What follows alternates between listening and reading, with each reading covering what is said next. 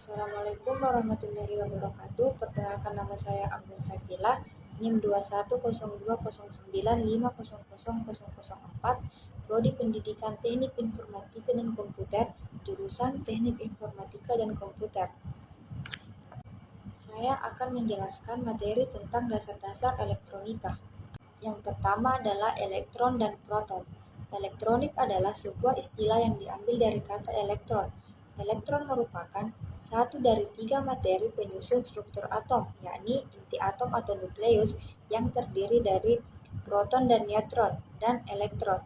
Proton bermuatan listrik positif, sedangkan elektron bermuatan negatif. Jika sebuah benda kekurangan elektron, maka benda itu dikatakan bermuatan positif, sedangkan jika benda tersebut kelebihan elektron, maka benda tersebut dikatakan bermuatan negatif. Namun apabila muatan negatif dan positif pada suatu benda sama, maka benda tersebut dikatakan netral. Dalam sebuah atom, proton merupakan inti atom, sedangkan elektron mengorbit di sekelilingnya. Akibatnya elektron mudah bergerak, sedangkan proton sebagai inti sulit untuk bergerak. Elektron bergerak dari potensial rendah ke potensial yang lebih tinggi. Selanjutnya adalah arus listrik. Arus listrik mengalir melalui rangkaian kabel. Baterai menghasilkan tenaga listrik disebut gaya gerak listrik atau tegangan listrik yang memaksa muatan listrik yang bergerak atau arus listrik mengitari suatu rangkaian listrik. Arus listrik yang mengalir mampu melakukan usaha untuk memutarkan motor listrik. Listrik mengalir dari potensial tinggi ke potensial rendah. Selanjutnya adalah muatan listrik. Arus listrik akan mengalir pada suatu rangkaian membentuk loop tertutup dan ada beban listrik. Misalnya, lampu atau pemanas yang tertutup dengan sumber listriknya. Rangkaian tertutup berarti rangkaian yang seluruh bagiannya, beban, penghantar atau saklar terhubung dengan sumber listrik. Alat-alat tertentu seperti baterai mampu menyimpan muatan listrik dan mengalirkannya. Muatan listrik mengandung pengertian bahwa kemampuan alat untuk menyimpan atau membuang listrik selama waktu tertentu. Adapun contohnya sebagai berikut. Selanjutnya adalah tegangan listrik. Tegangan listrik adalah suatu beda potensial antara dua titik yang memiliki perbedaan jumlah muatan. Tegangan listrik juga sering disebut sebagai gaya mendorong yang menyebabkan perpindahan elektron dari titik satu ke titik yang lainnya melalui perantara konduktor, di mana semakin besar tegangan yang diberikan, maka semakin kuat pula dorongan yang dilakukan oleh elektron dalam suatu rangkaian listrik.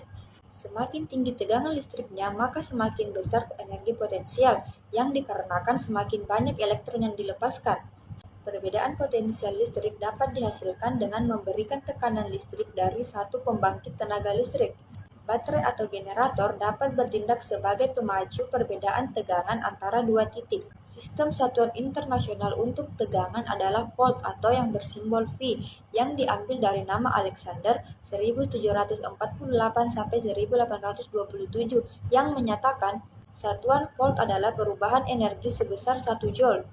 Adapun rumusnya yaitu V sama dengan W per Q dan W sama dengan V kali Q, di mana V sama dengan tegangan listrik atau volt, W sama dengan energi listrik atau joule, Q sama dengan muatan listrik atau coulomb. Adapun contohnya sebagai berikut.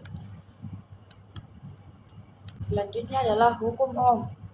Pada tahun 1827, George Simon Ohm atau ahli fisika Jerman yang hidup antara 1787 sampai 1854 melakukan percobaan untuk menentukan hubungan antara kuat arus dan tegangan, hingga menemukan pernyataan bahwa arus listrik yang mengalir pada hambatan sebanding dengan tegangan yang diberikan pada hambatan tersebut dalam kondisi suhu ruang dijaga konstan.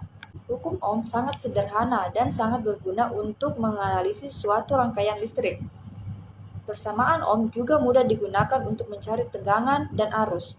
Misalnya, ingin diketahui arus listrik, tegangan listrik, atau nilai resistensinya yang belum diketahui pada suatu rangkaian listrik, gunakan trik berikut dengan cara menyusun V, I, dan R dalam bentuk segitiga transposisi seperti diilustrasikan berikut ini, di mana V sama dengan tegangan listrik atau volt, I sama dengan arus listrik atau ampere, sedangkan R sama dengan hambatan listrik atau ohm. Adapun contohnya sebagai berikut. Selanjutnya adalah penghantar listrik. Penghantar adalah suatu benda yang digunakan dalam teknik listrik atau teknik elektronika untuk mengalirkan arus listrik dari sumber listrik ke beban listrik. Setiap bahan memiliki susunan atom yang berbeda. Letak proton pada setiap bahan tidak sama dan tidak teratur. Elektron selalu mengelilingi proton karena antara proton dan elektron ada gaya tarik. Besarnya gaya tarik ini tergantung pada jarak antara proton dan elektron. Bahan yang digunakan dalam teknik listrik dan elektronika dapat digolongkan menjadi 3 bagian, yaitu konduktor atau penghantar, isolator atau penyekat, semikonduktor atau setengah pengantar. Yang pertama, konduktor atau pengantar. Konduktor merupakan suatu bahan yang dapat menghantarkan listrik. Bahan pengantar mempunyai banyak elektron-elektron bebas, sehingga dengan mudah dapat dipengaruhi oleh keadaan sekitarnya.